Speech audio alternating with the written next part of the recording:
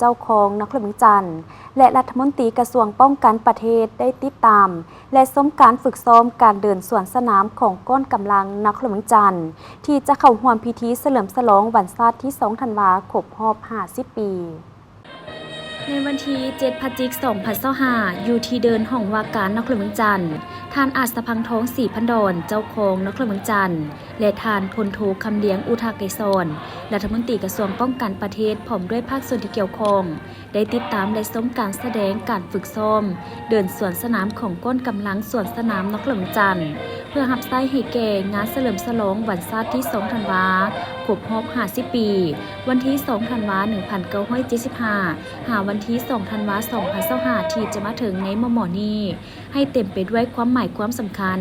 มีบรรยากาศฝุดฟื้นและแสดงให้เห็นถึงการเติบใหญ่ขยายตัวของประเทศชาติท่านนางเหรียญคำวิลพันธ์คณะรับผิดชอบก้อนกำลังสวนสนามนครหลวงจันทร์ได้ให้สัมภาษณ์ว่าก้อนกำลังนครหลวงจันทร์มีชื่อว่าก้อนกำลังประชาชนลาวบรรดาเผ่าซึ่งเป็นตัวแทนให้กับประชาชนลาวในทั่วประเทศและเป็นตัวแทนให้กับ50ชนเผ่า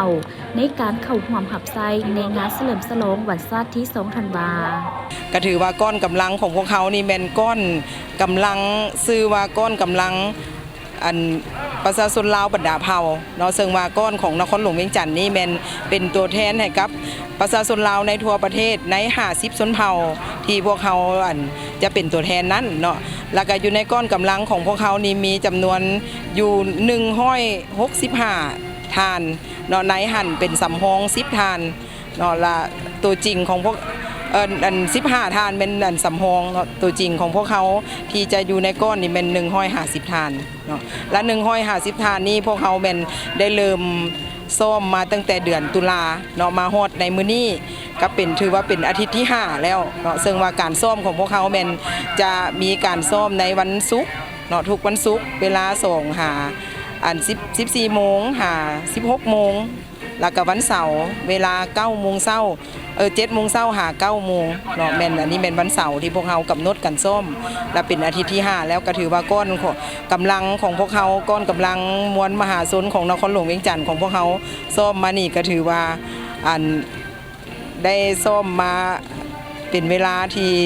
โดนสมควรและก็ก้อนของพวกเขาก็ถือว่าได้ย่างเป็นระเบียบเรียบร้อยแล้วในปัจจุบันนี้ถ้าว่าตีเป็นเปอร์เซ็นต์ก็ได้หลายกว่า80% แล้วในปัจจุบันเนาะและการก้าเกียมของคณะรับผิดชอบโดยเฉพาะเป็นข้าพเจ้ากับเป็นจะเว้าเรื่องการนุ่งถือหรือว่าสุดนุ่งของก้อนบรรดาเผ่าของพวกเขานี่เป็นพวกเขาจะกำหนดอยู่50ชนเผ่าเนาะตามนั้นเลยเนาะแล้วเว้าถึง50ชนเผ่าก็เว้าถึงความสามัคคีเนาะของบรรดาเผ่าในทั่วประเทศก็คือในนครหลวงเวียงจันทน์ของพวกเขาการก้าเกียมสุดก็แม่นได้สำเร็จแล้วเนาะแล้วพวกเขาก็มีแต่ว่าซ้อมแนวใดเพื่อจะให้ไป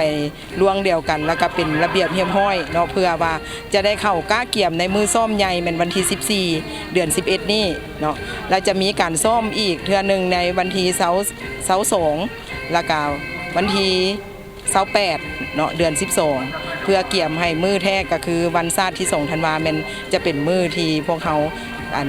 เข้าสู่งานเฉลิมฉลองวันชาติที่2ธันวาคมเจ้า